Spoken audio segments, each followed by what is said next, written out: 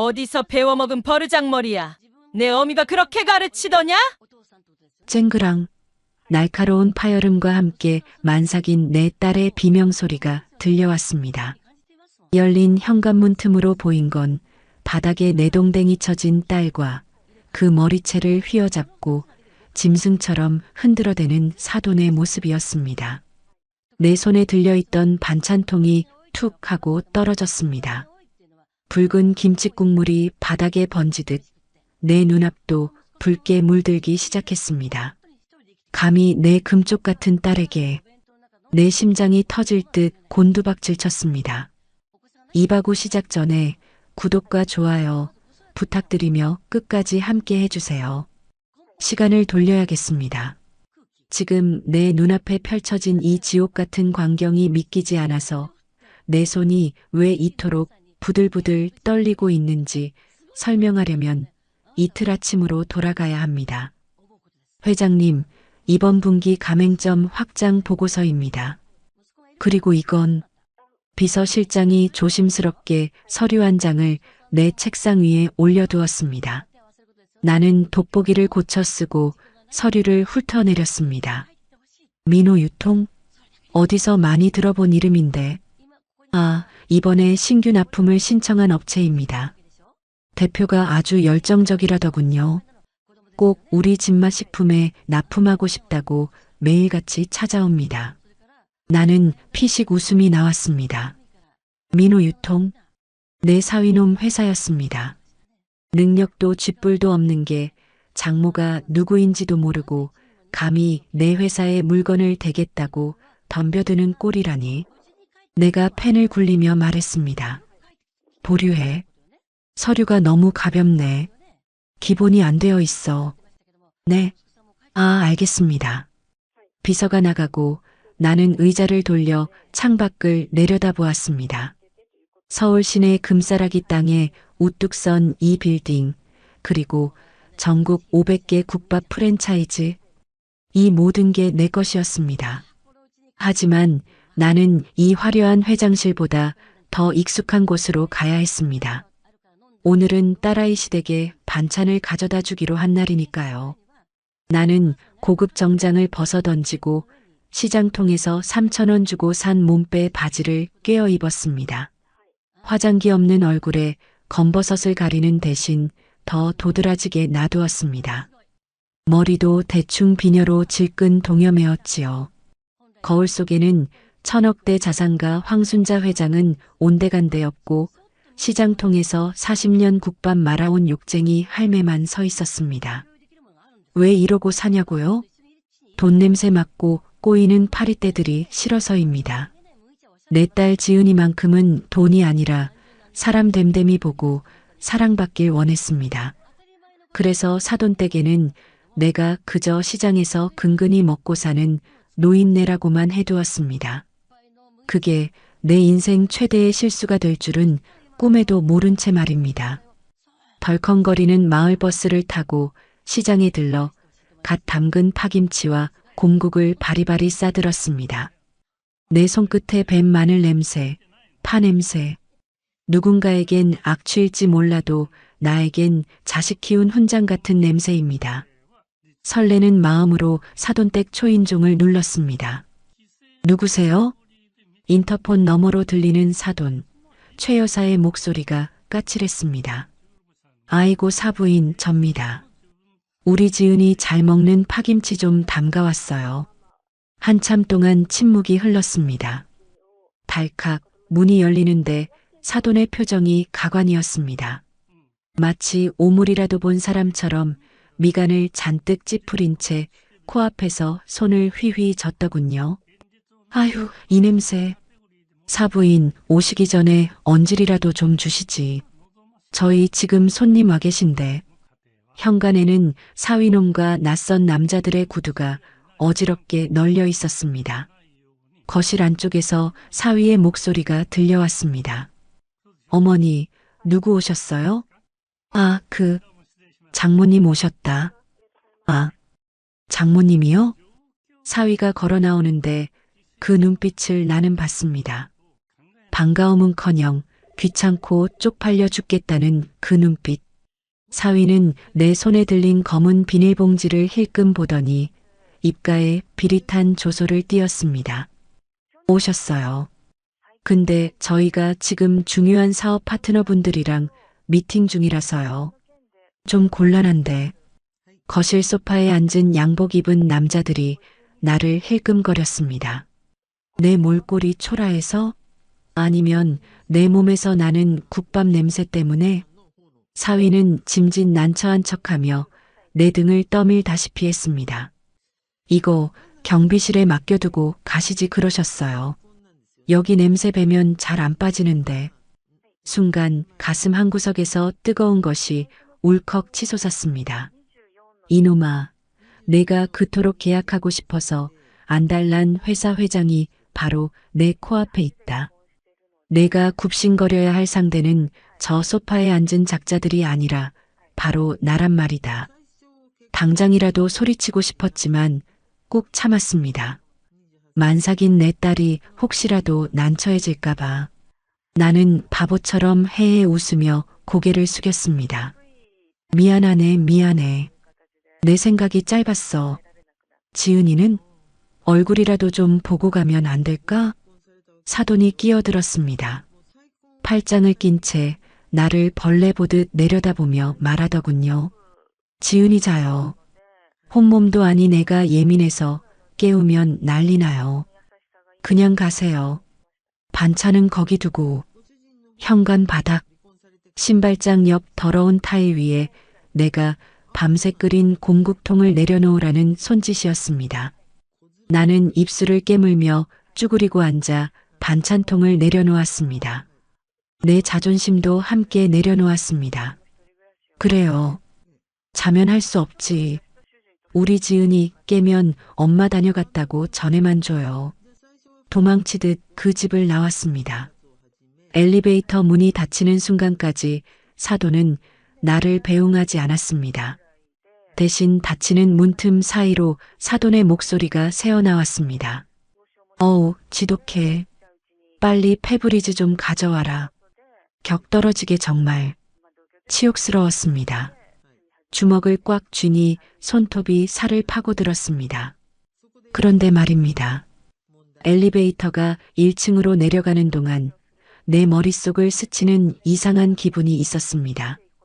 아까 현관 너머로 얼핏 보인 거실 풍경. 사위놈은 웃고 있었고 사돈도 빳빳하게 고개를 들고 있었는데 정말 우리 지은이는 자고 있었을까요? 분명 며칠 전 통화할 때 지은이 목소리가 젖어 있었습니다. 엄마, 나 괜찮아. 그냥 입덧이 심해서 그래. 그때는 그저 힘들어서 그런 줄 알았습니다.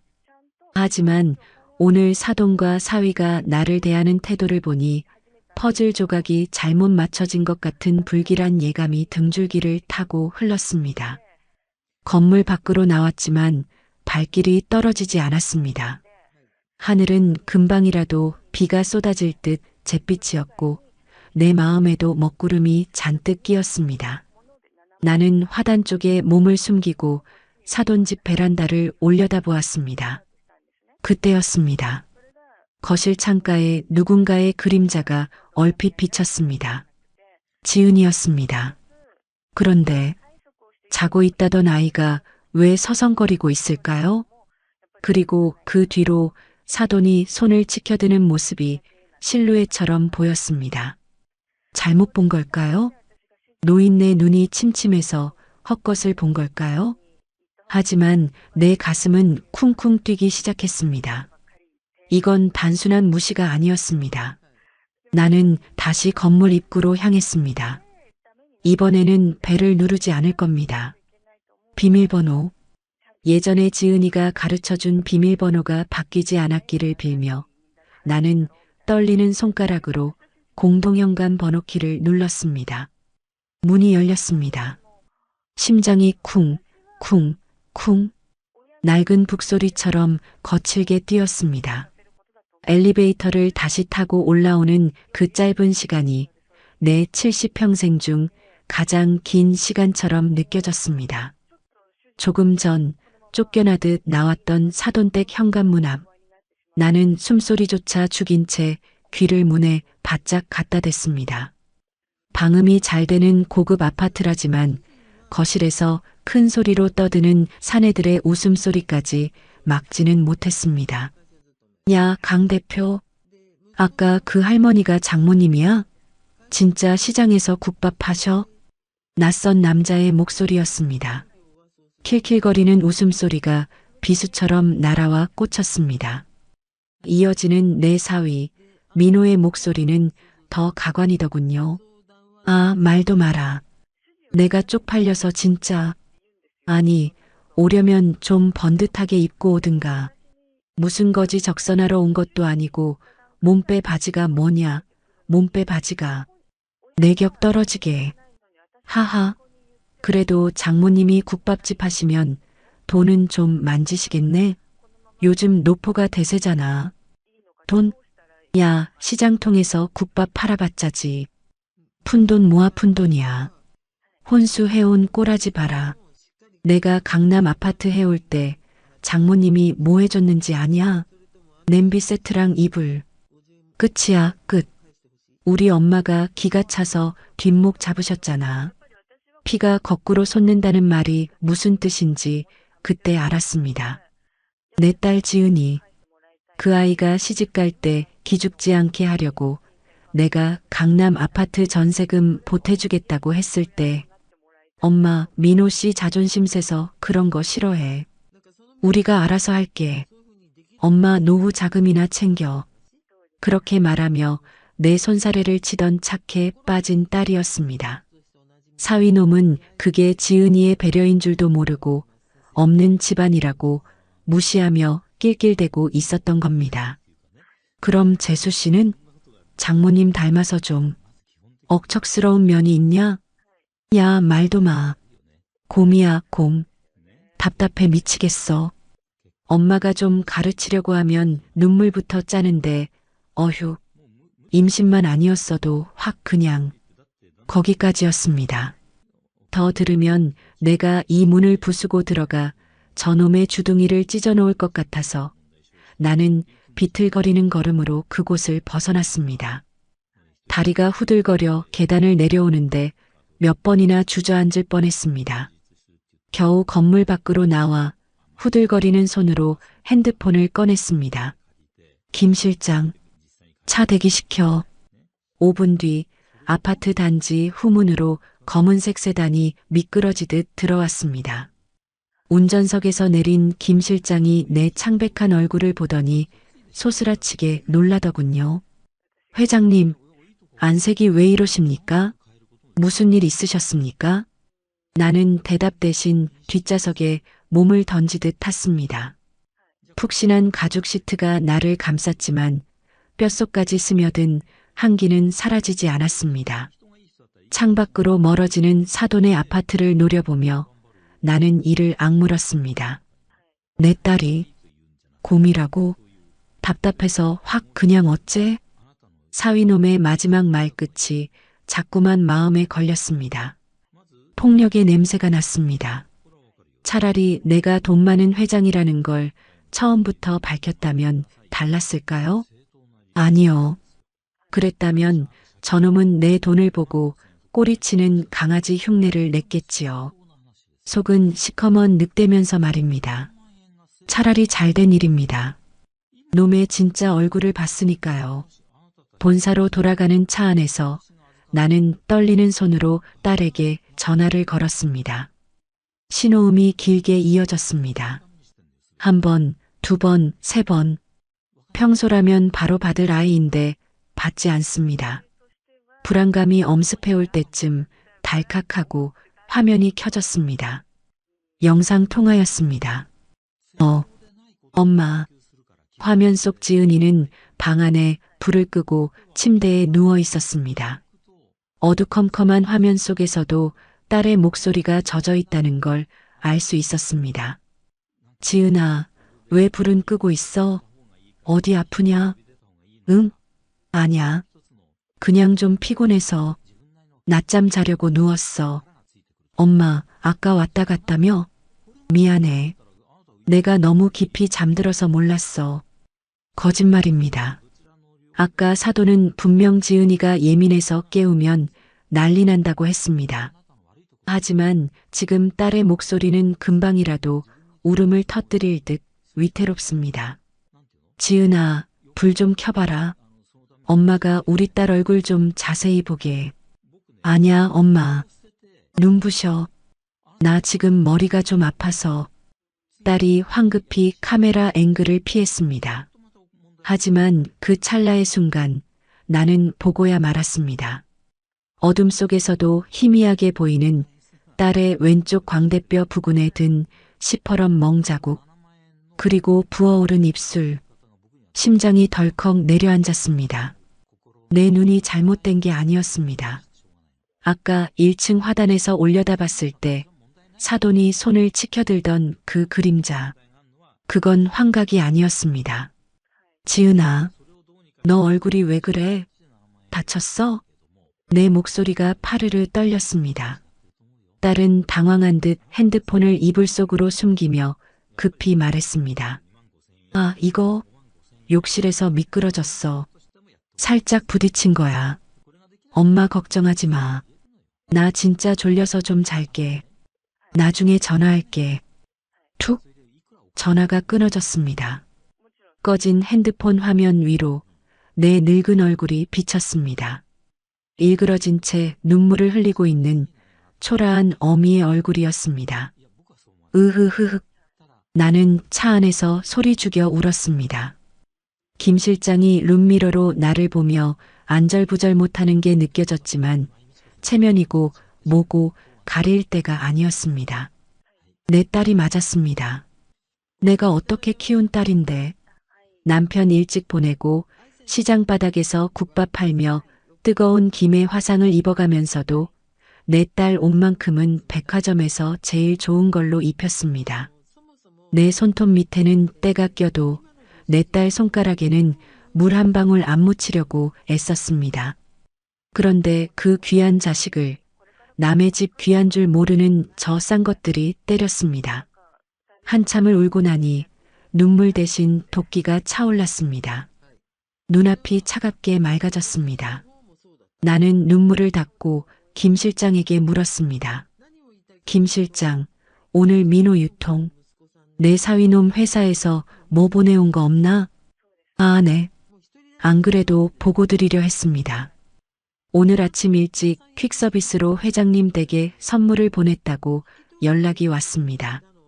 최고급 영광 굴비 세트라고 하더군요.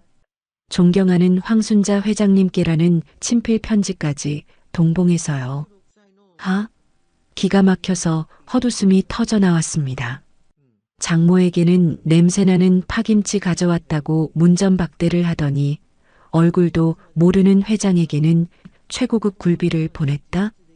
그 굴비, 내 딸 눈물값으로 산 거겠지요. 사위놈은 꿈에도 모를 겁니다. 그 존경하는 회장님이 바로 아까 자기가 쫓아낸 냄새나는 장모라는 사실을. 김 실장. 네, 회장님. 그 굴비 그대로 트렁크에 실어. 그리고 내일 내 일정 싹 다 비워. 네. 어디 가시려고요? 나는 창밖을 응시했습니다. 비가 추적추적 내리기 시작했습니다. 내일은 이 빗줄기보다 더 매서운 폭풍이 몰아칠 겁니다. 내일 사돈 댁에 다시 갈 거야. 이번에는 빈손으로 안 가.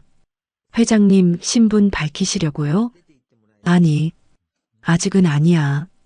내 눈으로 똑똑히 봐야겠어. 저들이 내 딸을 어떻게 다루는지 그 밑바닥까지 다 보고 나서 그때 밟아줄 거야. 다시는 일어서지도 못하게 아주 철저하게. 나는 품 안에서 낡은 수첩을 꺼냈습니다. 지은이가 어릴 적 사달라고 졸랐던 피아노 가격, 대학 등록금, 결혼식 비용. 내가 국밥 팔아모은 피땀 어린 숫자들 옆에 나는 빨간 펜으로 새로운 항목을 적어 넣었습니다. 내 딸 눈에서 흐른 눈물값. 이 값은 돈으로 받지 않을 겁니다. 그들의 파멸로 받을 겁니다. 집으로 돌아온 나는 밤새 잠을 이루지 못했습니다. 사위가 보낸 굴비 상자를 거실 한 구석에 처박아 두고 부엌으로 들어갔습니다. 내일 가져갈 반찬을 다시 만듭니다. 이번에는 평범한 반찬통이 아닙니다. 사돈이 좋아한다던 명란젓, 사위가 환장한다던 갈비찜. 독을 타지는 않았지만 내 한을 꾹꾹 눌러 담았습니다. 칼질하는 소리가 도마 위에서 경쾌하게, 아니 섬뜩하게 울려 퍼졌습니다. 탁, 탁, 탁, 탁. 마치 사돈과 사위의 목을 조르는 심정으로 물을 썰고 고기를 다졌습니다. 새벽녘이 되어서야 준비가 끝났습니다. 창밖은 아직 어두웠지만 내 눈은 형형하게 빛나고 있었습니다. 나는 거울 속의 나를 보며 나직이 속삭였습니다. 기다려라. 내들이 무시한 그 국밥 할망구가 얼마나 무서운지 보여주러 갈 테니. 내일 아침 나는 다시 그 지옥 같은 집으로 들어갑니다. 그리고 그곳에서 내 딸을 구출해낼 것입니다. 설령 내 손에 피를 묻히는 한이 있더라도. 다음 날 아침 나는 다시 사돈댁 아파트 앞에 섰습니다. 하늘은 어제보다 더 낮게 내려앉아 있었고 빗줄기는 굵어졌습니다. 마치 내 심정을 대변이라도 하듯 말입니다. 내 손에는 사위가 보낸 최고급 영광 굴비 세트가 들려 있었습니다. 그리고 다른 한 손에는 밤새 칼질하며 다져넣은 분노가 담긴 반찬통이 들려 있었지요. 초인종을 누르려다 멈칫했습니다. 현관문이 살짝 열려 있었습니다. 아마도 배달 음식을 시켰거나 누군가 급하게 나가면서 덜 다친 모양이었습니다. 운명이었을까요? 아니면 하늘이 내게 진실을 똑똑히 보라고 열어준 틈이었을까요? 나는 홀린 듯 그 틈으로 다가갔습니다. 거실 안쪽에서 고성이 새어나왔습니다. 아, 너 내가 말했지? 돈 해오라고. 사돈 최 여사의 목소리였습니다. 어제 인터폰 너머로 들었던 까칠함과는 비교도 안 되는 날카로운 쇳소리였습니다. 나는 숨을 죽이고 문틈 사이로 시선을 밀어 넣었습니다. 거실 바닥에는 내 딸 지은이가 무릎을 꿇고 있었습니다.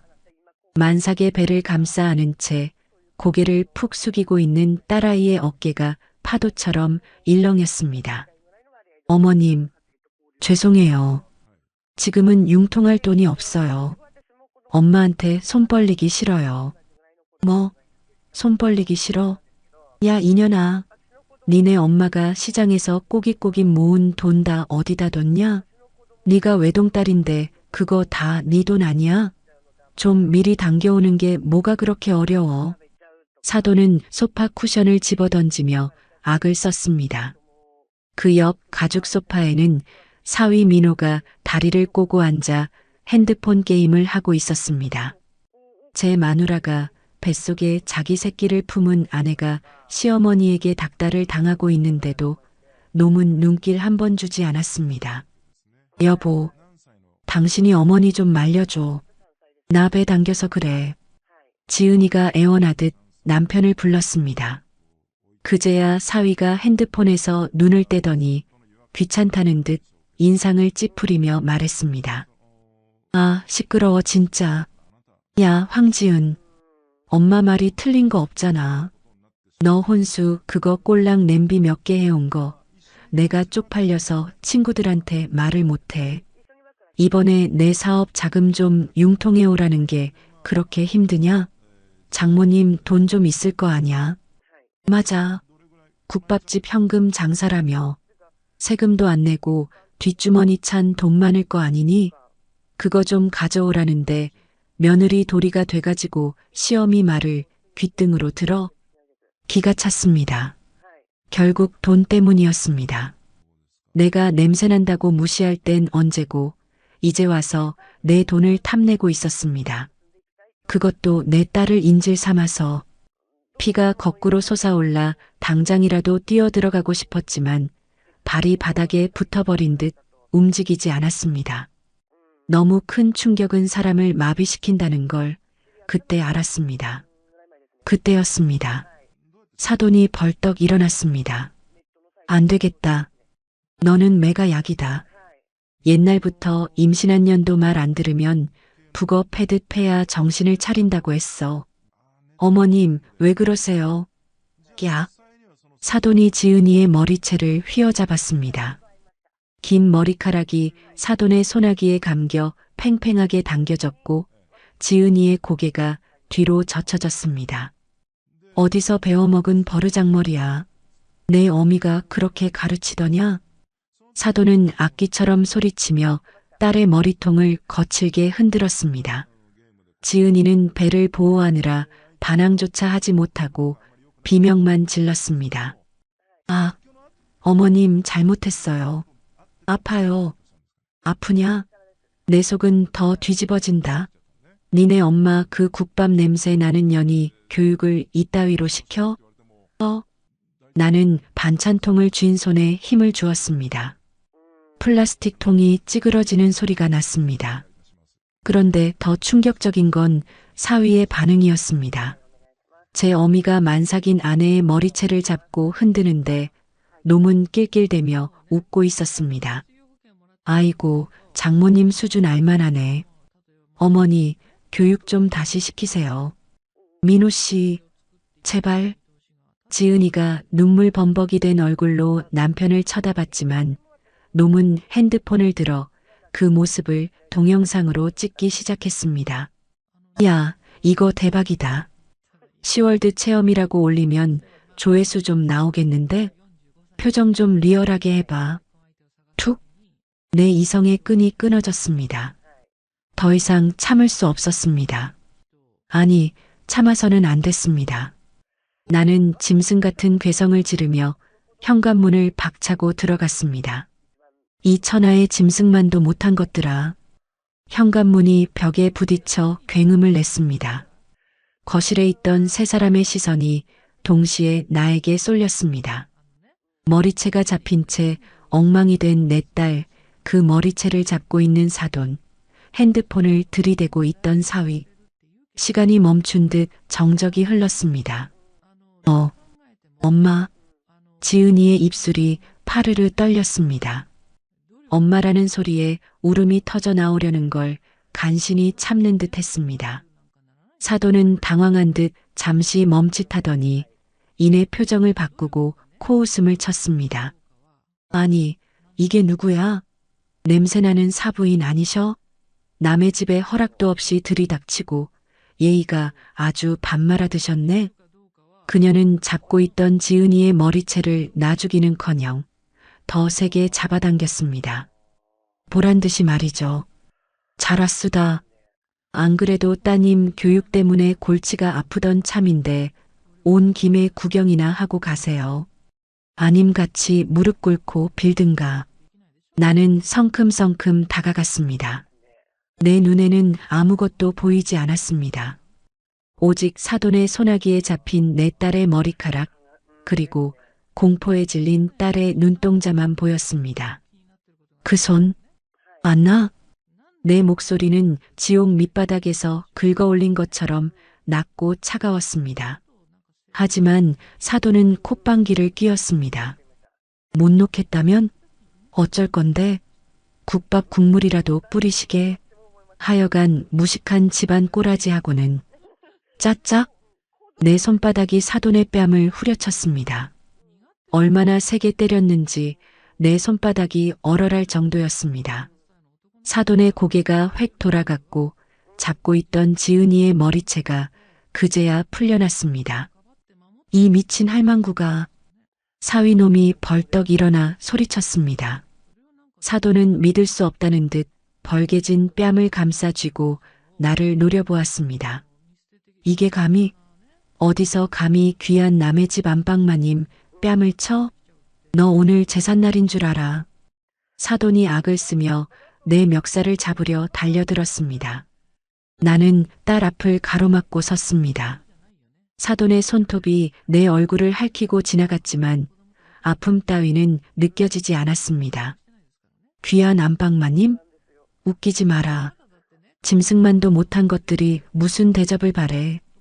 뭐야? 이 늙은 게 돌았나? 사위가 가세했습니다.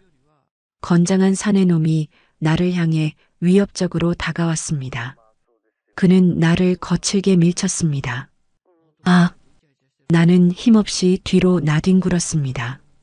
바닥에 넘어지면서 허리에 전기가 통하듯 통증이 왔습니다. 지은이가 기겁을 하며 내게 기어왔습니다. 엄마, 엄마 괜찮아? 저리 비켜. 오늘 이 늙은이 버르장머리를 단단히 고쳐놔야겠어. 사위놈이 넘어진 나를 내려다보며 발을 들어 올렸습니다. 밟으려는 기세였습니다. 막장도 이런 막장이 없었습니다. 폐륜. 그 단어 외에는 설명할 길이 없는 상황이었습니다. 하지만 놈은 내 몸에 손끝 하나 대지 못할 겁니다. 나는 넘어진 채로 품 안에서 핸드폰을 꺼냈습니다. 액정에 뜬 이름. 김 실장. 나는 사위놈의 눈을 똑바로 쳐다보며 통화 버튼을 눌렀습니다. 내 눈빛이 달라진 걸 느꼈는지 사위가 멈칫했습니다. 그동안 보여줬던 굽실거리는 눈빛이 아니었으니까요. 수천 명의 직원을 거느리고 냉혹한 비즈니스 세계에서 살아남은 황순자 회장의 눈빛이었습니다. 김 실장. 짧은 부름. 핸드폰 너머로 김 실장의 다급하고도 절도 있는 목소리가 들려왔습니다. 네, 회장님. 대기 중입니다. 나는 사위와 사돈을 번갈아 보며 입꼬리를 비틀어 올렸습니다. 피 맛이 났습니다. 입안이 터진 모양입니다. 하지만 상관없습니다. 이제 너희들은 피눈물을 흘리게 될 테니까 당장 올라와. 애들 다 데리고. 알겠습니다. 1분 내로 진입합니다. 전화를 끊고 나는 천천히 자리에서 일어났습니다.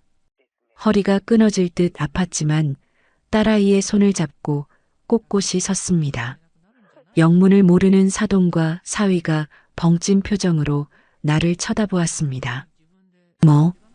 뭐야? 누구한테 전화한 거야? 깡패라도 불렀어? 사돈이 비아냥거렸지만 목소리 끝이 떨리고 있었습니다. 나는 딸의 흐트러진 머리카락을 정리해주며 나직하게 말했습니다. 지은아, 엄마가 미안해. 너무 늦게 알았어. 엄마, 이제 엄마가 다 해결할게. 너는 눈 딱 감고 있어. 더러운 꼴 안 보게. 쿵, 쿵, 쿵, 쿵. 복도 끝에서부터 묵직한 발소리가 울려오기 시작했습니다. 하나가 아니었습니다.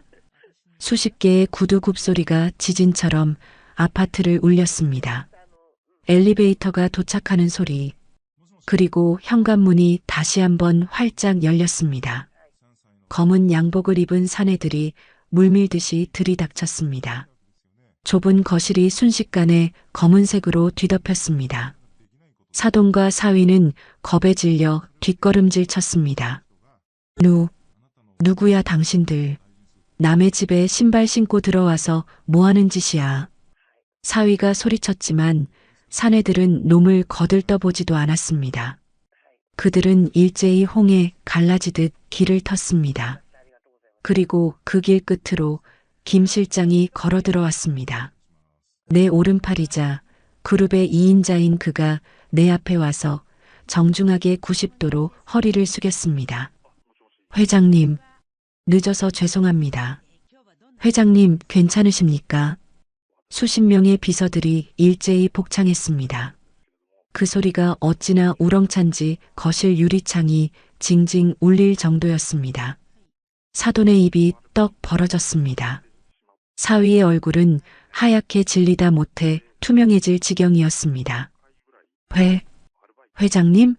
누가? 사위가 덜덜 떨리는 손가락으로 나를 가리켰습니다. 나는 헝클어진 머리를 매만지며 사위놈이 보낸 굴비 상자를 발로 툭 찼습니다. 민호야, 내가 보낸 굴비 잘 받았다. 근데 어쩌냐? 나는 굴비보다 내 놈 목을 더 치고 싶은데. 내 말에 사위가 다리에 힘이 풀려 주저앉았습니다. 이제 시작입니다. 진짜 지옥이 어떤 건지 내가 친히 가르쳐 줄 차례였습니다. 거실을 가득 메운 검은 양복의 사내들. 그들이 뿜어내는 위압감에 공기조차 무겁게 가라앉았습니다.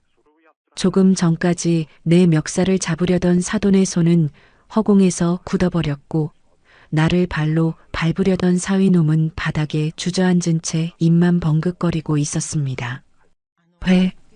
회장님이라니? 이게 무슨? 사위놈의 눈동자가 지진이라도 난 듯 흔들렸습니다. 놈의 시선이 내 얼굴과 김 실장의 얼굴, 그리고 거실 바닥에 뒹구는 굴비 상자를 바쁘게 오갔습니다. 머리가 복잡하겠지요. 시장통에서 파김치나 담그던 장모가 대한민국 외식업계의 큰손 황순자라니. 놈의 좁은 머리로는 도저히 계산이 안 나올 겁니다. 나는 천천히, 아주 천천히 허리를 굽혀 사위놈과 눈을 맞췄습니다. 내 입가에 서늘한 미소가 걸렸습니다. 왜? 시장바닥 할망구라더니 이제 좀 다르게 보이나 보지? 아니, 저기 장모님? 입 닥쳐. 내 목소리는 높지 않았지만 사위의 어깨가 움찔하고 튀어올랐습니다. 누가 내 장모야? 내 딸 머리채 잡고 낄낄대던 놈이 어디서 감히 장모 소리를 입에 올려? 그때 상황 파악이 덜 된 사돈이 꽥하고 소리를 질렀습니다. 기가 죽은 줄 알았는데 표독스러운 성질머리는 어디 안 가더군요. 이게 다 뭐야? 너네들 뭐야? 어디서 사람을 사서 연극을 해? 너 이 국밥집 여편네가 미쳤어? 깡패들을 끌고 와서 지금 뭐 하자는 짓이야? 경찰 불러. 사돈이 핸드폰을 찾으려 허둥지둥거렸습니다. 그 꼴을 보고 김 실장이 눈짓을 주자 비서 하나가 사돈의 핸드폰을 낚아채어 뺏어버렸습니다. 이거 안 나? 강도야. 사람 살려. 시끄럽군. 내가 낮게 읊조리자 김 실장이 사돈 앞으로 다가가 싸늘하게 말했습니다. 최영자 씨, 지금 경찰 부르면 곤란하실 텐데요. 며느리 폭행 현행범에 특수협박, 그리고 김 실장이 품에서 서류 봉투 하나를 꺼내 들었습니다. 아드님 강민호 대표의 이중장부와 횡령 혐의 자료도 여기 다 있어서 말입니다. 경찰 오면 아주 볼만하겠습니다. 뭐요? 횡령? 사돈의 눈이 튀어나올 듯 커졌습니다. 주저앉아 있던 사위가 비명처럼 소리쳤습니다. 엄마, 가만히 좀 있어봐. 제발. 사위는 이제야 상황이 완전히 파악된 모양이었습니다. 놈은 무릎으로 기어서 내 발밑으로 왔습니다. 그리고 내 낡은 몸빼 바지 자락을 부여잡았습니다. 회장님, 아니 장모님, 제가 죽을 죄를 지었습니다. 저는 정말 몰랐습니다. 장모님이 진맛식품 회장님이신 줄은 꿈에도. 아니, 알았으면 제가 어떻게 감히. 알았으면 내 딸한테는 안 그러고 나한테만 굽신거렸겠지. 안 그래? 나는 놈의 손을 혐오스러운 벌레 떼어내듯 발로 툭 쳐냈습니다. 내 바지 만지지 마라. 국밥 냄새 밴다고 싫어했잖아. 내 격 떨어져서 어쩌냐? 아닙니다. 절대 아닙니다. 제가 미쳤었습니다. 냄새라니요. 향기롭습니다. 어머니의 정성이 담긴 냄새인데요. 비굴함의 극치였습니다. 조금 전까지 제 아내를 곰이라고 부르며 조롱하던 그 입으로 이제는 향기롭다며 아부를 떨고 있습니다. 역겨워서 토악질이 나올 것 같았습니다. 김 실장, 네 회장님, 그거 줘봐. 김 실장이 서류 봉투에서 노란색 서류철을 꺼내 내 손에 쥐어주었습니다. 민호 유통 진맛식품 납품 제안서. 사위가 그토록 공을 들여 만들었다던 내 회사의 물건을 대게 해달라는 그 제안서였습니다. 강 대표, 나는 사위를 강 대표라고 불렀습니다. 놈이 고개를 번쩍 들었습니다. 네, 회장님. 자네가 그랬지? 자네 장모는 냄비 몇 개 보낸 게 혼수에 달하고 수준 떨어진다고. 나는 제안서를 놈의 눈앞에서 흔들었습니다. 자네 수준은 어떤가 한번 볼까? 감히 유통기한 임박한 떨이 물건들을 포장만 번지르르하게 바꿔서 내 회사에 납품하려 해? 내가 시장 바닥에서 40년을 굴렀어. 썩은 생선 냄새는 심리 밖에서도 맡는 사람이야. 근데 나를 속여? 아닙니다. 오해십니다. 저는 그저 시끄러워. 지익. 나는 놈이 보는 앞에서 제안서를 반으로 찢어버렸습니다. 종이 찢어지는 소리가 거실의 정적을 날카롭게 갈랐습니다. 사위의 표정이 마치 제 살이 찢기는 것처럼 일그러졌습니다. 나는 찢어진 종이 조각들을 놈의 얼굴 위로 흩뿌렸습니다. 눈꽃처럼, 아니 쓰레기처럼 종이 조각들이 놈의 머리 위로 쏟아져 내렸습니다. 이 시간부로 우리 진마식품은 민호 유통과의 모든 거래를 영구 금지한다. 그리고 우리 협력업체 리스트 300곳에도 공문 띄워. 민호 유통 물건 받는 곳은 우리랑 거래 끊겠다고. 사위의 얼굴이 흙빛이 되었습니다. 이건 사형 선고나 다름없었습니다. 업계 1위인 내 회사가 보이콧을 하면 바닥 좁은 이 업계에서 놈은 매장입니다. 회장님, 제발 그것만은. 저 그러면 부도납니다. 빚이 얼만데요? 제발 한 번만 봐주십시오. 지은아, 여보, 너 뭐해? 엄마한테 말씀 좀 잘 드려봐. 다급해진 사위가 지은이 쪽으로 고개를 돌렸습니다.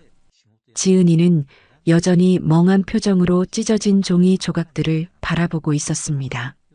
사돈도 이제야 사태의 심각성을 깨달았는지 털썩 주저앉으며 울고불고 매달리기 시작했습니다.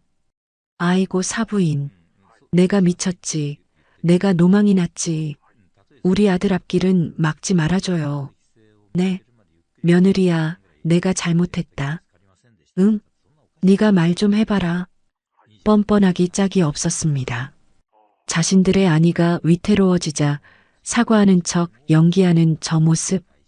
저건 반성이 아니라 생존 본능일 뿐입니다. 나는 지은이에게 다가갔습니다. 딸아이는 아직도 부들부들 떨고 있었습니다. 나는 따뜻한 손으로 딸의 차가운 뺨을 감쌌습니다. 멍든 자국이 내 손바닥에 닿자 심장이 찢어질 듯 아팠습니다. 지은아, 일어나라. 집에 가자. 엄마, 이런 쓰레기장에는 1초도 있을 필요 없어. 내 옷까지 하나 챙길 필요 없다. 다 버리고 가자. 지은이가 내 손을 잡고 힘겹게 몸을 일으켰습니다. 만삭의 몸이 무거워 보였지만 나는 딸을 단단히 부축했습니다. 우리가 현관 쪽으로 발걸음을 옮기자 사위가 내 바짓가랑이를 잡고 늘어졌습니다. 여보, 가지마. 나 버리고 가면 어떡해. 우리 애는, 뱃속의 애는 어떡하고. 나는 멈칫했습니다. 그리고 천천히 고개를 돌려 놈을 내려다보았습니다. 지금 애 걱정을 해? 아까 뺨을 때리고 발로 차려던 놈이? 그래, 내 씨앗이지. 하지만 아비 자격은 이미 내 스스로 걷어찼어. 나는 김 실장에게 눈짓을 보냈습니다.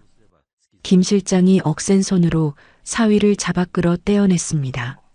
이거 나, 이거 놓으라고. 장모님, 어머니, 그리고 하나 더. 나는 현관을 나서기 전 마지막으로 뒤를 돌아보며 사돈과 사위에게 쐐기를 박았습니다. 내일 변호사 통해서 이혼 소장 보낼 거다. 위자료 청구는 물론이고 오늘 있었던 폭행, 협박, 정신적 피해 보상까지 싹 다 청구할 거야. 너희가 가진 그 아파트, 그 알량한 차, 다 팔아도 모자랄 거다. 사부인, 살려주세요. 우리가 잘못했어요. 잘못? 이제 와서? 늦었어. 내 딸 눈에서 눈물 나게 했으면 너희 눈에선 피눈물이 나야지. 그게 세상 이치야. 나는 놈들의 절규를 뒤로 한 채 쾅 하고 현관문을 닫았습니다.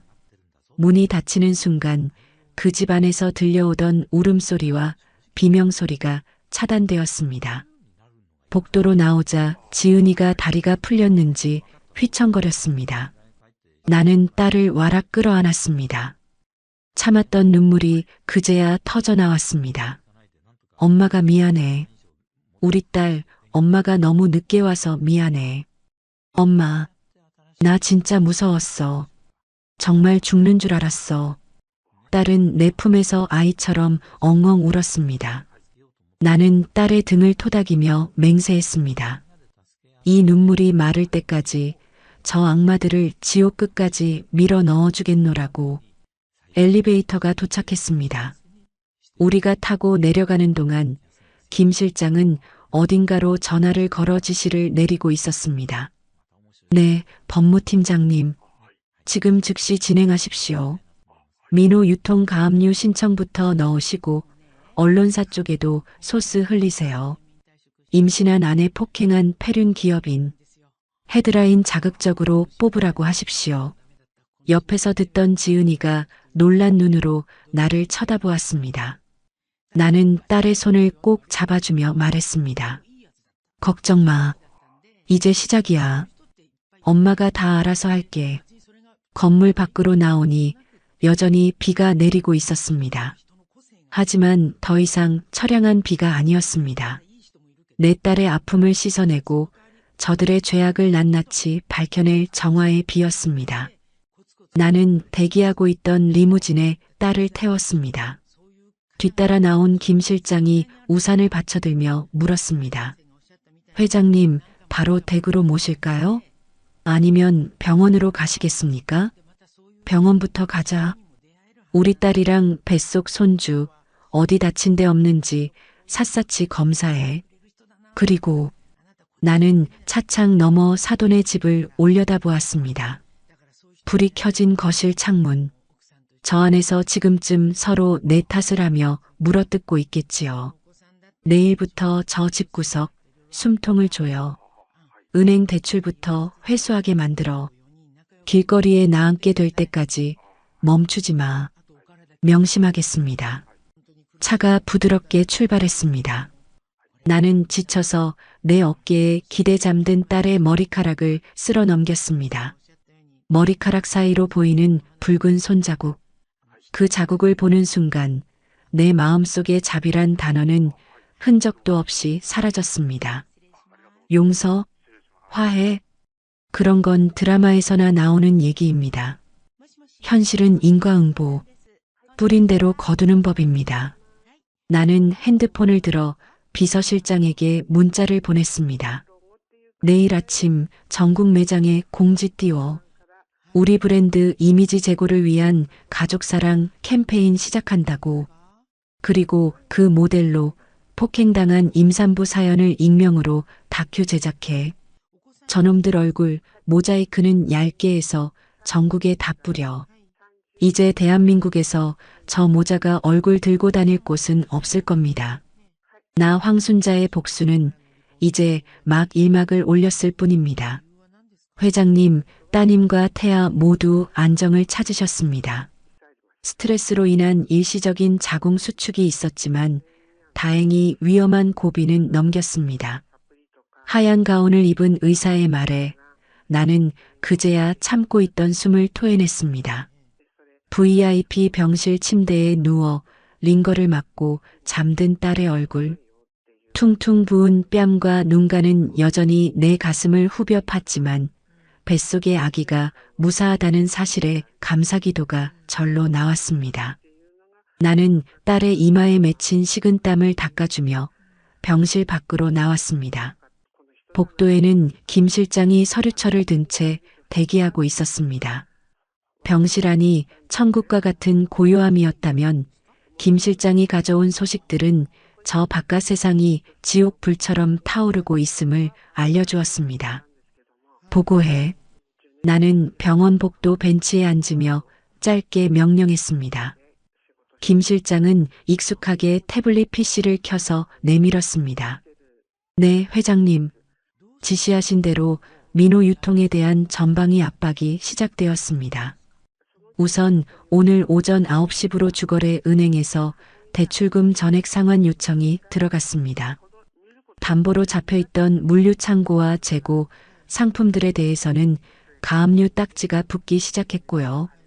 화면 속에는 붉은색 가압류 딱지가 덕지덕지 붙은 사위 회사의 창고 사진이 떠 있었습니다. 직원들이 짐을 싸서 도망치듯 나가는 모습도 보였습니다.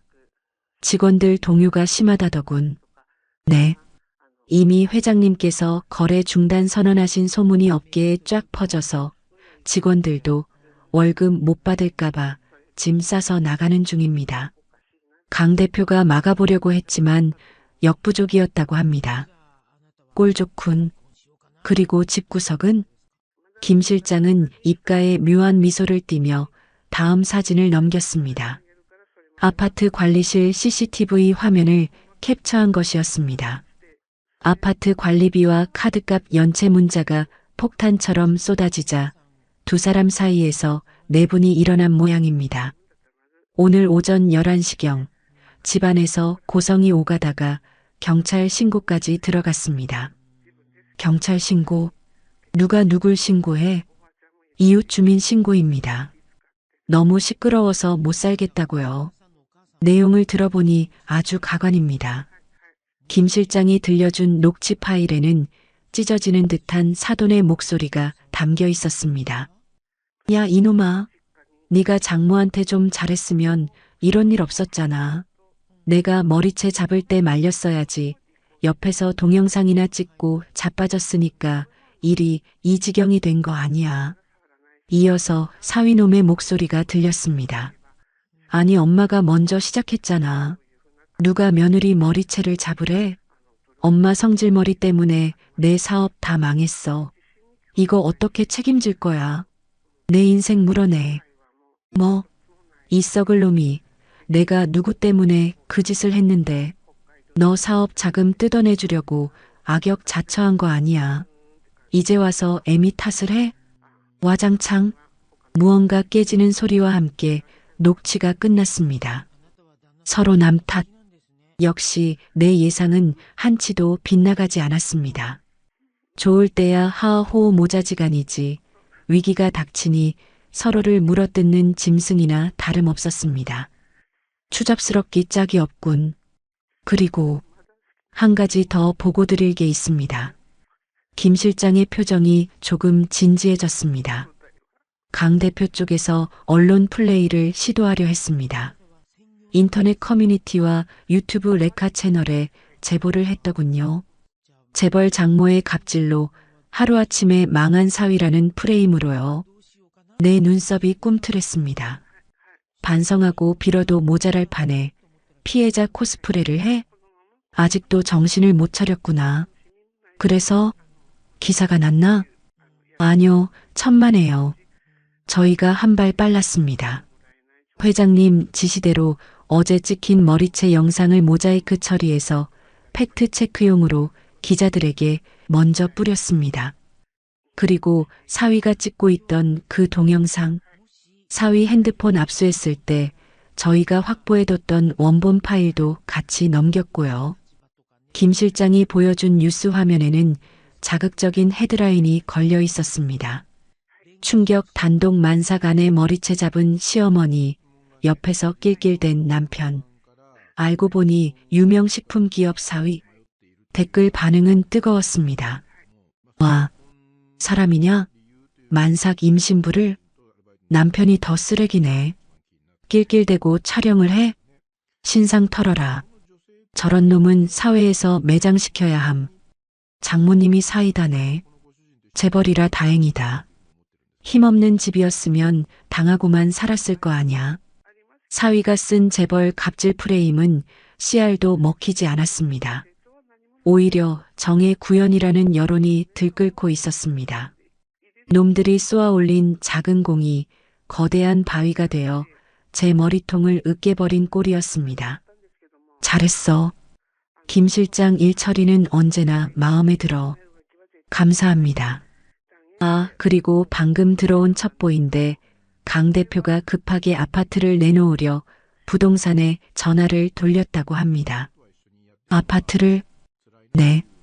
당장 현금이 급하니까 아파트라도 팔아서 도망치려나 본데. 이미 저희 법무팀에서 오늘 새벽부로 부동산 가압류 등기를 마쳤습니다. 팔고 싶어도 못 팝니다. 나는 헛웃음을 흘렸습니다. 그 아파트 지은이 혼수 적다고 타박하면서 지들이 샀다고 유세 떨던 그 집. 알고 보니 대출이 80%였던 그 껍데기뿐인 집을 팔아서 도망가시겠다. 멍청한 놈들. 도간에 든 쥐라는 것도 모르고 발버둥 치기는. 그때였습니다. 내 주머니 속 핸드폰이 진동했습니다. 모르는 번호였습니다. 하지만 짐작이 갔습니다. 지금 이 상황에서 내게 전화를 걸 사람은 딱 두 종류니까요. 기자 아니면 저 쓰레기들. 나는 전화를 받지 않고 끊어버렸습니다. 그러자 곧바로 문자가 날아왔습니다. 장모님, 아니 회장님, 제발 한 번만 만나주세요. 오해십니다. 저 지금 엄마랑 대판 싸우고 집 나왔습니다. 다 엄마가 시켜서 그런 거예요. 저는 지은이 사랑합니다. 뱃속에 우리 아기 생각해서라도 제발. 구차하기가 이루 말할 데가 없었습니다. 엄마 탓을 하며 자기만 살겠다고 꼬리를 흔드는 꼴이라니. 이 문자를 사돈이 봤어야 하는데 자기가 끔찍하게 아끼던 아들놈이 자기를 팔아먹고 있다는 걸 알면 표정이 어떨지 궁금했습니다. 회장님, 어떻게 하시겠습니까? 아까부터 병원 로비에서 강 대표와 최영자 씨가 서성거리고 있다는 보안팀 보고가 있습니다. 여기까지 왔어? 네. 들어오지는 못하고 보안 요원들한테 막혀서 실랑이 중인 것 같습니다. 쫓아낼까요? 나는 잠시 생각에 잠겼습니다. 그냥 쫓아내는 건 너무 시시했습니다. 내 딸이 흘린 눈물의 양만큼, 아니 그 10배, 100배로 돌려주기로 맹세했습니다. 절망은 희망을 줬다가 뺐을 때 가장 깊어지는 법입니다. 아니, 올려보내지 말고 내가 내려가지. 직접 보시겠습니까? 굳이 그러실 필요까지. 내 딸이 겪은 공포 똑같이 돌려줘야지. 김 실장, 보안팀한테 일러서 로비 1층 중앙으로 끌고 오라고 해. 사람들 제일 많이 보는 곳으로. 나는 자리에서 일어났습니다. 어제 입었던 몸빼 바지는 쓰레기통에 처박아 버렸습니다. 지금 내 몸에는 최고급 실크 정장이 감겨 있었습니다. 또각, 또각. 내 구두 굽소리가 병원 복도를 울렸습니다. 사형 집행관의 발소리처럼 말입니다. 엘리베이터를 타고 1층으로 내려갔습니다. 로비는 웅성거리는 소리로 시끄러웠습니다. 보안요원 2명에게 양팔이 붙들린 사위와 바닥에 퍼질러 앉아 통곡하고 있는 사돈의 모습이 보였습니다. 이거 나 여기 환자 가족이야. 내 마누라가 여기 입원해 있다고. 아이고 내 팔자야. 사돈이 사람을 죽이네. 며느리가 시어미를 고소하는 집구석이 어디 있어. 사람들이 혀를 차며 구경하고 있었습니다. 내가 엘리베이터에서 내리자 김 실장과 비서들이 길을 텄습니다. 홍해 갈라지듯 사람들이 물러서고 내가 그들 앞에 섰습니다. 시끄럽게 이게 무슨 추태야. 내 목소리에 사돈의 통곡 소리가 뚝 그쳤습니다. 사위놈이 나를 보더니 눈을 번쩍 뜨고는 보안요원의 팔을 뿌리치려고 발악했습니다. 장모님, 장모님. 놈은 기어이 바닥을 기어 내 발밑까지 왔습니다. 그리고 내 구두에 입을 맞출 기세로 머리를 조아렸습니다. 잘못했습니다. 제가 죽을 죄를 졌습니다. 한 번만 용서해 주십시오. 진맛 식품 납품 계약 그거 없던 걸로 해도 좋습니다. 제발 가압류만 풀어주세요. 빚쟁이들이 회사로 쳐들어오고 난리입니다. 사부인. 아니, 회장님. 우리가 몰라봐서 그렇지. 알았으면 그랬겠어요? 우리 며느리, 아니 지은이 어디 있나요? 내가 직접 가서 사과할게요. 네. 우리 손주도 봐야죠.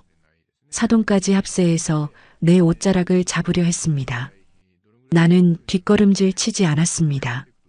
대신 싸늘한 눈빛으로 그들을 내려다보며 말했습니다. 손주, 너희들이 아까 그랬지? 옛날에는 임신한 년도 패가면서 가르쳤다고. 사돈의 얼굴이 하얗게 질렸습니다. 그런 짐승 같은 사고방식을 가진 것들한테 내 손주 보여줄 생각 추호도 없다. 그리고 강 대표, 네, 말씀하십시오. 자네, 아까 나한테 문자 보냈더군? 다 엄마가 시킨 거라고. 자네는 아무 잘못 없다고. 순간 정적이 흘렀습니다. 사돈이 천천히 고개를 돌려 아들을 쳐다보았습니다. 눈동자가 배신감으로 이글거렸습니다. 민호야, 너 그게 무슨 소리니? 내가 시켰다니? 네가 먼저 장모 무식하다고 무시했잖아. 네가 먼저 국밥 냄새난다고 쫓아내라고 했잖아. 아, 엄마, 지금 그게 중요해? 일단 살고 봐야 할 거 아냐. 엄마가 머리채만 안 잡았어도 이 지경까진 안 왔어. 이게 미쳤나? 내가 누구 때문에 그 악역을 했는데 네 빚 갚아주려고 그런 거 아니야. 로비 한복판에서 모자의 추악한 싸움이 시작되었습니다. 서로 멱살을 잡고 흔드는 꼴이라니. 주변에 있던 사람들이 핸드폰을 꺼내 촬영하기 시작했습니다. 이 영상은 곧 인터넷에 퍼질 것이고 콩가루 집안의 최후라는 제목으로 영원히 박제되겠지요. 나는 김 실장에게 눈짓했습니다. 이제 볼 일은 끝났습니다. 치워. 보안 요원들이 다시 그들을 제압했습니다. 질질 끌려나가면서도 사위는 나를 향해 절규했습니다. 장모님, 기회를 주세요. 제가 지은이한테 정말 잘하겠습니다. 이혼만은 안 됩니다. 나는 그들의 절규를 등지고 엘리베이터 버튼을 눌렀습니다. 문이 닫히기 전 나는 나직하게 중얼거렸습니다. 기회는 사람이한테나 주는 거야. 엘리베이터 문이 닫히고 숫자가 올라가기 시작했습니다. 5층, 6층, 7층. 내 딸이 있는 곳으로 올라가는 숫자입니다. 이제 딸과 손주를 위한 진짜 새 출발을 준비해야 할 때입니다. 하지만 아직 한 가지가 남았습니다. 저들이 가진 마지막 하나. 알량한 자존심마저 완전히 뭉개버려야 비로소 이 복수가 완성될 테니까요. 나는 병실로 돌아와 잠든 딸의 손을 잡고 변호사에게 전화를 걸었습니다. 네, 황순자입니다. 소장 접수는 끝났나요? 네. 그리고 추가로 위자료 청구 소송 외에 친권 및 양육권 박탈 소송도 바로 준비하세요. 압이라는 작자가 아이에게 접근 금지 명령까지 떨어지도록 가장 강력한 수단을 동원하세요. 통화를 끊고 창밖을 내다보았습니다. 병원 주차장 입구에서 쫓겨나 빗속에 덩그러니 서 있는 두 사람의 모습이 개미처럼 작게 보였습니다. 비는 그치지 않았지만 내 마음속의 폭풍은 이제 조금씩 잦아들고 있었습니다. 하지만 방심은 금물입니다. 저들은 쥐새끼처럼 또 다른 구멍을 찾으려 들 테니까요. 내일은 그 구멍마저 시멘트로 발라버릴 생각입니다. 병실 창밖으로 보이는 하늘은 어제와 달랐습니다. 잿빛 먹구름이 걷히고 청명한 하늘이 펼쳐졌습니다. 마치 내 딸의 앞날을 축복하듯 말입니다. 침대에 누워있던 지은이가 눈을 떴습니다.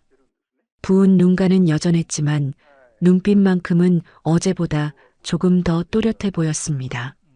엄마, 여기서 주무셨어요? 응. 우리 딸 옆에서 자는 게 세상에서 제일 편한데 뭐. 나는 딸의 손을 꼭 잡고 미소 지었습니다. 지은이도 피식 웃더니 이내 눈시울이 붉어졌습니다. 엄마, 나 진짜 바보 같죠? 왜 진작 말을 못했을까? 아니야. 내가 착해서 그래. 너무 착해서 그런 거야. 나는 딸의 머리카락을 쓸어 넘기며 말을 이었습니다. 이제 다 괜찮아. 엄마가 다 해결했으니까. 그때 병실 문이 노크되고 김 실장이 조심스럽게 들어왔습니다. 회장님, 죄송합니다만 급보가 있어서요. 뭔데? 김 실장은 태블릿을 내밀었습니다. 화면에는 SNS 게시글이 떠 있었습니다. 긴급 재벌 갑질의 실체를 고발합니다. 저는 피해자입니다. 게시자는 사위 강민호였습니다. 글 내용은 가관이었습니다. 장모가 갑자기 신분을 밝히며 억울하게 사업을 망쳤다. 정당한 사업 제안을 거절당했을 뿐인데 보복을 당했다. 임산부인 아내를 인질 삼아 협박당했다는 식의 날조된 내용들이었습니다. 저런 뻔뻔한 놈. 나는 혀를 찼습니다. 예상은 했지만 이렇게까지 뻔뻔할 줄은 몰랐습니다. 댓글을 보니 일부 사람들이 동조하는 모습도 보였습니다. 재벌들 진짜 무섭네요. 힘없는 서민은 이렇게 당하는 거구나. 대기업 납품 못하게 막는 거 공정거래법 위반 아닌가요? 하지만 대다수는 사위를 비난하고 있었습니다. 어제 뉴스 안 봤냐? 임산부 머리채 잡은 놈이 무슨 피해자야? 적반하장도 유분수지. 증거 영상 다 나왔는데 뭔 개소리. 김 실장이 조용히 물었습니다. 어떻게 하시겠습니까? 법적 대응을 하시겠습니까? 나는 잠시 생각하다가 고개를 저었습니다. 법적 대응은 나중에 하고 지금은 진실로 맞받아쳐. 진실이요? 응. 준비해둔 거 있잖아. 병원 기록이랑 과거 진료 내역. 김 실장의 눈이 반짝였습니다. 알아들었다는 표정이었습니다. 바로 준비하겠습니다. 김 실장이 나가고 지은이가 불안한 눈으로 나를 쳐다보았습니다. 엄마, 저 때문에 너무 힘드시죠? 그냥 조용히 넘어가면 안 될까요? 안 돼. 내 목소리는 단호했습니다. 지은아, 엄마가 말했지? 내 눈에 눈물 나게 한 놈들 눈에는 피눈물이 나게 한다고. 엄마는 약속을 지키는 사람이야. 지은이가 입술을 깨물었습니다. 그리고 침대 옆 서랍을 열더니 낡은 다이어리 한 권을 꺼냈습니다. 엄마, 사실은요. 떨리는 손으로 다이어리를 펼치는 지은이. 그 안에는 빼곡하게 적힌 글씨들이 보였습니다. 2023년 5월 3일. 오늘 민호 씨가 처음으로 손을 들었다. 회사 일이 안 풀렸다며. 내 잘못인 것 같아서 사과했다. 2023년 7월 12일. 시어머니가 혼수가 부족하다며 나를 때렸다. 민호 씨는 말리지 않았다. 2024년 2월 8일. 임신 사실을 알렸는데 민호 씨가 지금 애 가질 때냐며 화를 냈다. 배를 맞을 뻔했다. 페이지를 넘길수록 충격적인 내용들이 이어졌습니다. 내 손이 부들부들 떨렸습니다. 결혼 초기부터, 아니, 신혼 때부터 이미 폭력이 있었던 겁니다. 왜 진작 말 안 했어? 엄마 걱정시키고 싶지 않았어요. 그리고 제가 잘하면 달라질 줄 알았어요. 민호 씨도 처음엔 착했거든요. 지은이가 울음을 터뜨렸습니다. 나는 딸을 꼭 껴안았습니다. 미안해. 엄마가 눈치를 못 챘어. 미안해. 한참을 울고 나서 나는 그 일기장을 사진으로 찍었습니다. 모든 페이지를 빠짐없이 말입니다. 그리고 김 실장에게 보냈습니다. 이것까지 추가해서 보도자료 만들어. 병원 진료 기록과 크로스 체크해서 날짜 일치하는 것들 부각시켜. 2시간 후 언론사들이 일제히 후속 보도를 쏟아냈습니다. 단독 재벌 갑질 주장한 강모 씨, 알고 보니 2년간 아내 폭행 전력. 피해자 일기장 공개. 충격병원 기록과 일치하는 폭행 일지, 임신 중에도 폭력 행사. 기사에는 지은이 일기장의 일부 개인정보 가린 상태와 병원 진료 기록이 함께 실렸습니다. 여론은 순식간에 뒤집혔습니다. 이건 사람이 아니라 악마다. 임산부를 때려 사형시켜야 함. 회장님이 딸 구한 거잖아. 영웅이지. 신상 다 털렸네. 평생 매장 확정.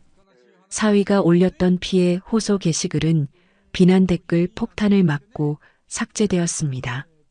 하지만 이미 캡처본이 온 인터넷에 퍼진 뒤였습니다. 그날 오후 김 실장으로부터 최종 보고가 들어왔습니다. 회장님, 민호 유통 정식 부도 처리되었습니다. 은행에서 법정관리 신청도 기각했고요. 사실상 회생 불가능 판정입니다. 그래. 그리고 사돈 쪽은? 최영자 씨는 과거의 며느리 학대 외에도 이웃 주민과의 금전 사기 전력이 드러났습니다. 아파트 분여회에서 회비 횡령한 건도 고소 접수됐고요. 검찰 송치 예정입니다. 자업자득이군. 나는 창밖을 내다보았습니다. 파란 하늘 아래 세상은 여전히 돌아가고 있었습니다. 하지만 저 사돈과 사위의 세상은 오늘부로 멈춰버렸습니다. 영원히 말입니다. 며칠 뒤 지은이는 퇴원했습니다.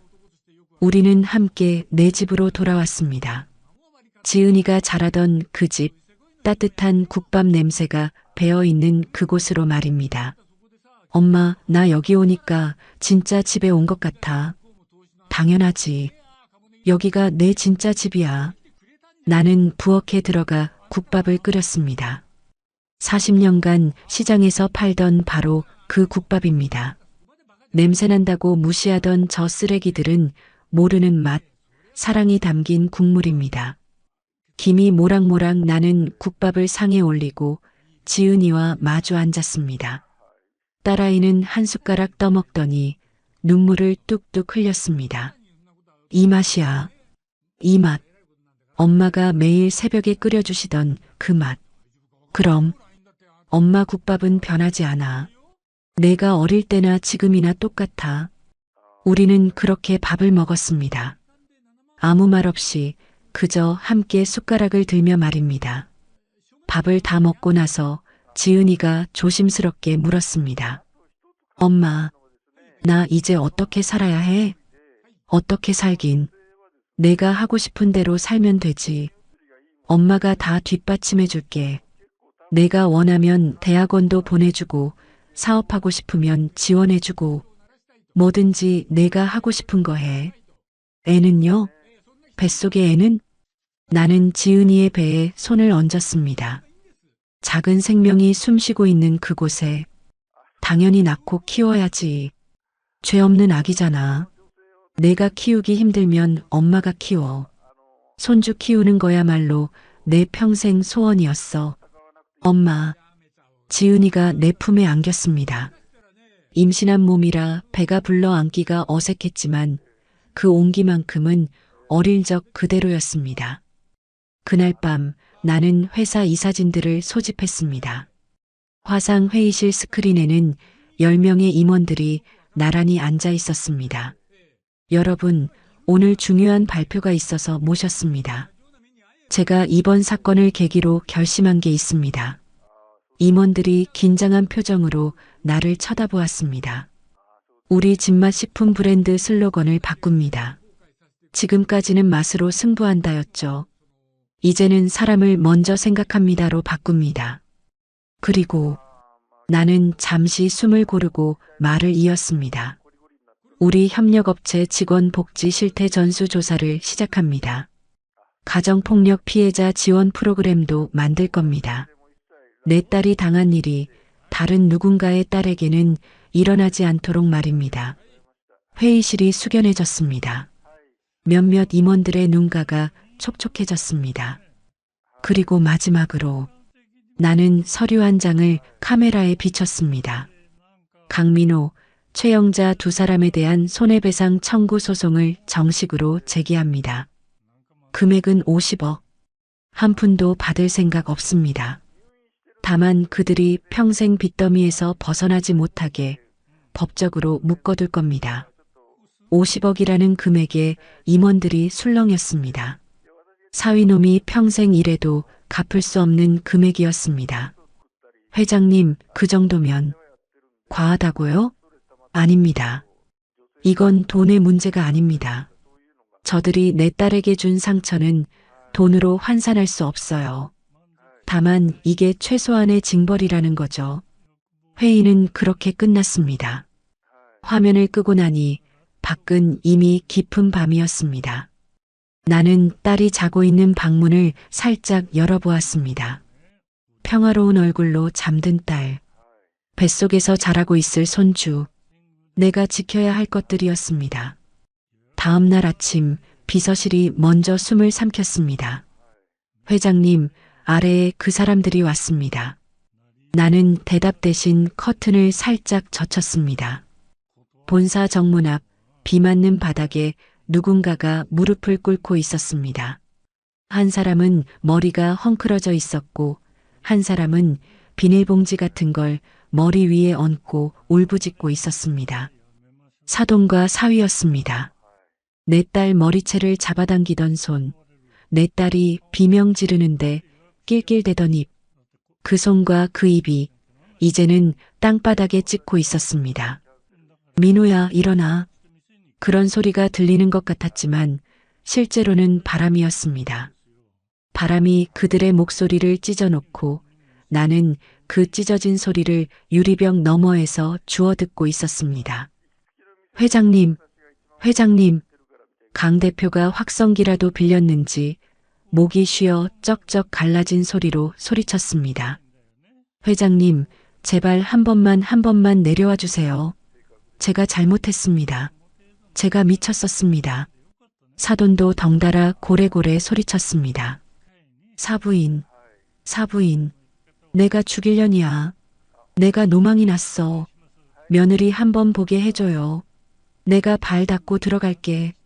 발을 닦고 들어가겠다. 그 말이 어찌나 우스운지 나도 모르게 웃음이 나올 뻔했습니다. 너희는 발이 아니라 마음이 더러워서 어디에도 들어갈 수 없는 인간들이었습니다. 비서실장이 조심스럽게 물었습니다. 내보낼까요, 회장님? 내가 고개를 저었습니다. 내보내지 말라고. 보게 놔두라고. 그들은 지금 나에게 사과하는 게 아니었습니다. 자기들 목숨줄에게 사과하고 있었습니다. 사과의 모양을 하고 살려달라고 애원하는 짐승의 울음이었습니다.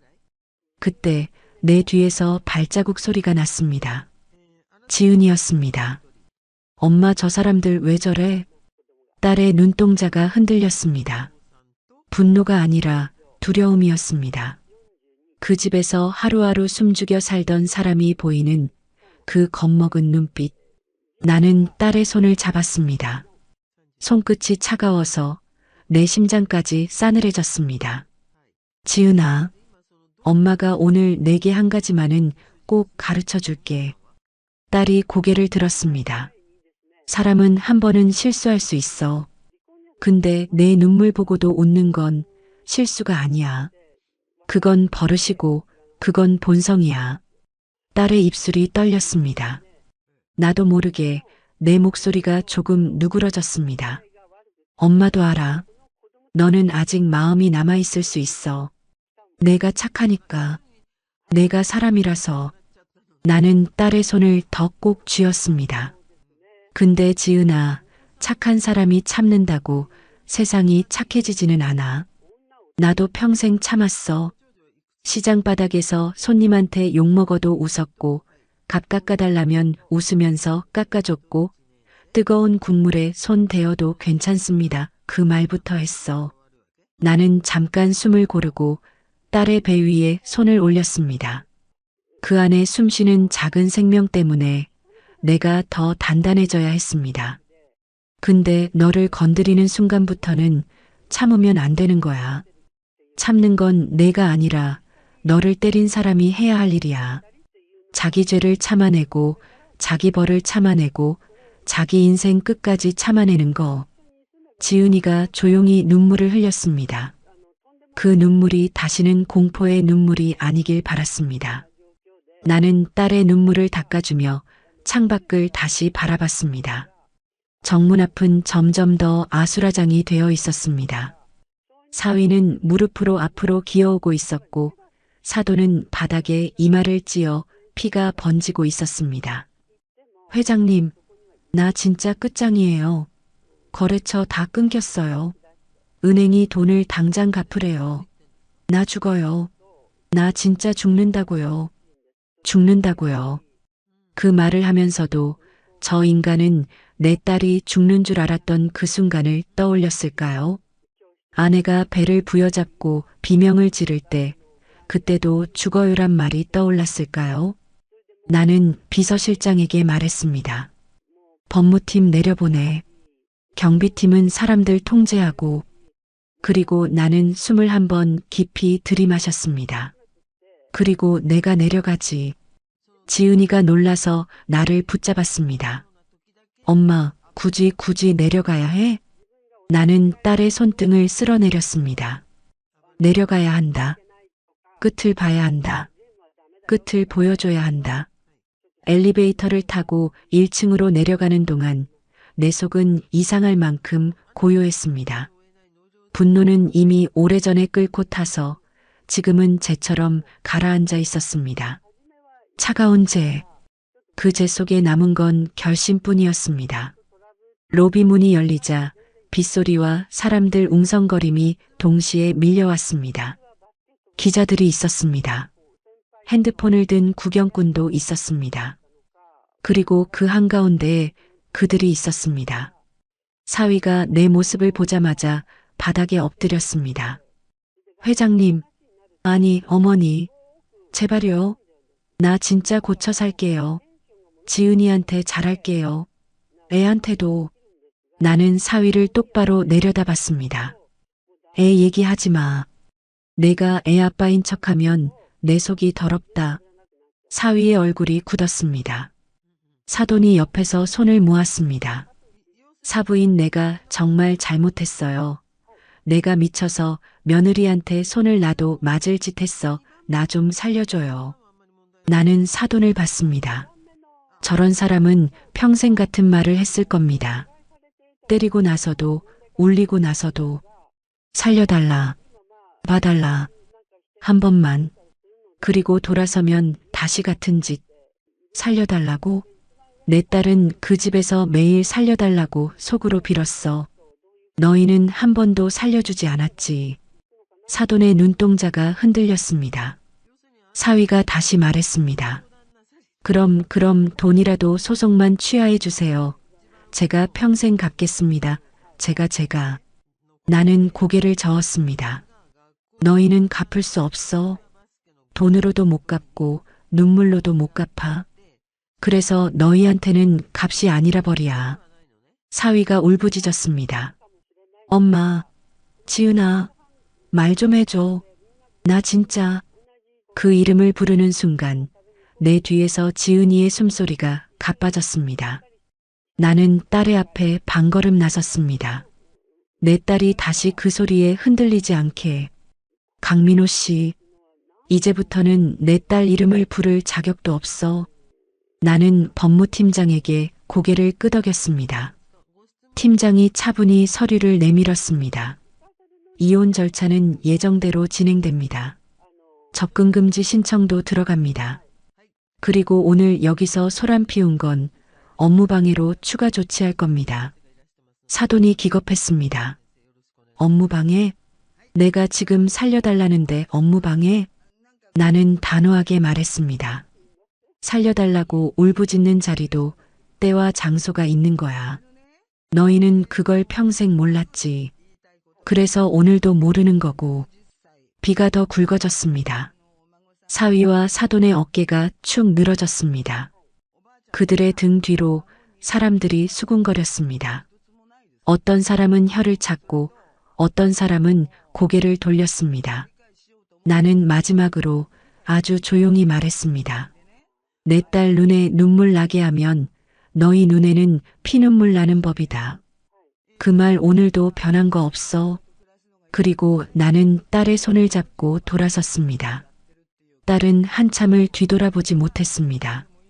하지만 엘리베이터 문이 닫히는 순간 딸이 아주 작게 말했습니다. 엄마 나 이제 무섭지 않아. 그 한마디에 내 가슴 속에서 오래 묵은 돌덩이가 조금은 굴러내려갔습니다. 그래도 끝은 아니었습니다. 세상은 아직 그들에게 마지막 청구서를 내지 않았으니까요. 내일 법정에서 그들이 스스로 쓴 죄값을 한 줄도 빼지 않고 읽게 될 겁니다. 법정으로 가는 길, 내 손은 이상하게도 차분했습니다. 분노가 다 타버린 뒤에는 뜨거움 대신 냉기가 남는다는 걸 그날 알았습니다. 지은이는 내 옆자리에 앉아 창밖만 바라보고 있었습니다. 임신한 배를 두 손으로 감싸 쥔 모습이 마치 자기 몸보다 더 소중한 걸 지키려는 사람 같아 보였습니다. 엄마 나 떨려. 떨려도 돼. 근데 도망치지 말자. 오늘은 내가 숨지 않는 날이야. 법원 건물 안은 공기가 달랐습니다. 사람의 말로 사람을 재단하는 곳. 어쩌면 가장 조용한 폭력이 오가는 곳. 문이 열리고 그들이 들어왔습니다. 사돈과 사위. 본사 앞에서 땅바닥을 기던 그 얼굴이 오늘은 또 다른 가면을 쓰고 있었습니다. 사위가 나를 보자마자 고개를 숙였습니다. 회장님 아니 장모님. 나는 그 호칭을 듣는 순간 속이 뒤집혔습니다. 장모님이란 말 입에 올리지 마. 내 목소리는 낮았지만 내 안에서는 쇠가 부딪히는 소리가 났습니다. 판사 앞에 서는 순간 세상이 조용해졌습니다. 그 조용함이 무서웠습니다. 하지만 더 무서운 건 그 조용함 속에서 내 딸이 어떤 시간을 견뎠는지 떠오르는 내 머릿속이었습니다. 상대 측 변호사가 말했습니다. 피고는 초범이며 가족 간 다툼이 과장된 면이 있습니다. 그 한마디가 내 딸의 멍자국을 다툼으로 만들었습니다. 나는 자리에서 일어나고 싶었습니다. 아니, 일어나서 소리치고 싶었습니다. 다툼이 아니에요. 폭력이에요. 하지만 지은이가 내 손을 꽉 잡았습니다. 그 손이 떨리고 있었습니다. 그래서 알았습니다. 지금 이 자리는 내가 싸우는 자리가 아니라 내 딸이 자기 삶을 되찾는 자리라는 걸. 지은이가 조용히 입을 열었습니다. 저는 남편이 무서웠습니다. 한 문장이 나오기까지 아이는 숨을 몇 번이나 삼켰습니다. 시어머니는 제가 임신한 뒤에도 머리채를 잡았습니다. 말끝이 갈라지는 순간 법정 안 공기가 바뀌는 게 느껴졌습니다. 사위가 고개를 들었습니다. 그건 오해입니다. 저도 힘들어서. 그 말이 끝나기도 전에 내 속에서 어떤 것이 딱 끊어졌습니다. 힘들면 때려도 되니? 나도 모르게 튀어나온 말이었습니다. 법정이 조용해졌고 나는 다시 숨을 골랐습니다. 판사는 차분하게 물었습니다. 피고는 피해자가 임신 중이었다는 사실을 알고 있었습니까? 사위는 잠깐 멈칫하더니 결국 고개를 끄덕였습니다. 그 고개 끄덕임이 내 딸의 모든 밤을 증언했습니다. 내 딸이 괜찮다고 말하면서 삼켰던 울음까지도. 그리고 마침내 판결이 내려졌습니다. 법의 문장들은 차갑고 딱딱했지만 그 차가움이 내 딸에게는 담요가 될 수도 있다는 걸 그때 알았습니다. 최소한 오늘은 내가 잘못한 게 아니다라는 말이 세상에서 공식으로 인정되는 날이었으니까요. 법정 밖으로 나오자 사위가 뒤에서 소리쳤습니다. 지은아, 나 진짜 나 달라질 수 있어. 나는 뒤돌아보지 않았습니다. 대신 내 딸에게만 말했습니다. 달라진다는 말은 맞기 전이 아니라 맞춘 뒤에 하는 말이야. 우리는 그 말 기다리다가 인생을 다 써. 사돈이 그제야 울음을 터뜨렸습니다. 사부인 아니 회장님 나 좀 살려줘요. 그 말은 끝까지 나였습니다. 나는 그 눈을 똑바로 바라봤습니다. 내 딸은 살려달라는 말도 못하고 살았어. 당신들 집에서. 그리고 아주 천천히 마지막 말을 꺼냈습니다.